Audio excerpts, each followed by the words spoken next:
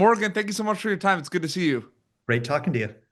I One of the things with, documentaries that always interests me because I'm a filmmaker as well is the, footage that's going to be used in the access because depending on, the topic or the subject matter, that's its whole, I feel like, journey, right? Figuring out what footage is going to be accessible and everything. Can you take me through that kind of component? Did that feel like its own kind of journey, just like what footage is going to be in this movie from the archives? Yeah, I mean, my first conversation with Paul's manager, I said, "Well, what kind of archive does Paul have?" And he said, next to a presidential library, Paul has about as good as archive as you're ever going to see. I was like, okay, let me see it. And so, me and my producer spent a long time going into it. And, Paul married Linda McCartney, who was a photographer. So she was documenting everything and they were taking home movies and all of these things that we use in the film that you hadn't seen. But once I saw how rich that was, I realized I could actually tell the whole film just with audio. We could be immersive. There was enough material to kind of keep the spell of that time going visually through the whole film. And it freed us up in so many ways to suddenly not feel like we're looking back on it, but we're living through it in real time.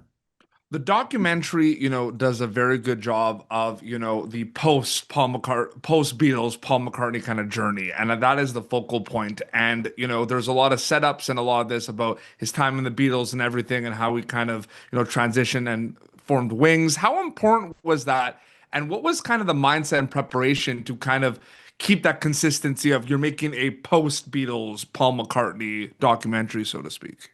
I mean, I kind of knew where the film needed to begin, which is Yeah. the moment the Beatles break up, which is really, I would say September of 69, John Lennon says, I want a divorce in a band meeting, meaning I just want out.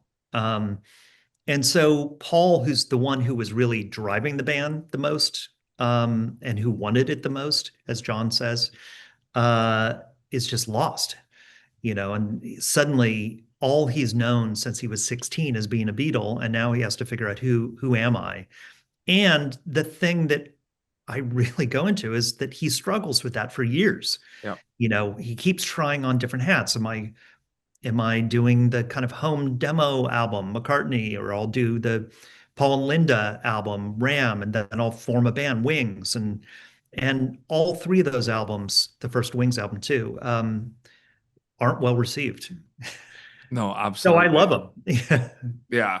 No, I love Wings, and I grew up with a dad who always showed me classic rock, so I knew all about Wings from a young age. Last quick question. I mean, one of my favorite things, specifically with music documentaries, Morgan, is the I love learning about things and the stories that were not told or finally be able to be told, right? A lot of people know that Paul McCartney had a band after, the Beatles called Wings, but we might not know big kind of stories or certain things. You did that with 20 Feet from Stardom. Like, I love that documentary. Congratulations on Thanks. everything. How important is the learning kind of experience and the resource component for documentaries like that for you in terms of like having like people getting out of your films being like, wow, I learned so much. I had no idea. I mean, and I do think people will learn a lot. Even people that know a lot will learn a lot. But something I've always loved is taking something familiar and then having you see it anew. Yeah. So in this film, you actually really understand how some of this music was made, or what he was going through when he was writing these songs, and understanding what he's saying. In the same way that in 20 Feet from Stardom, you suddenly hear "Give Me Shelter" completely differently. You always will. So I like that idea of taking the thing that's familiar and suddenly making it new again.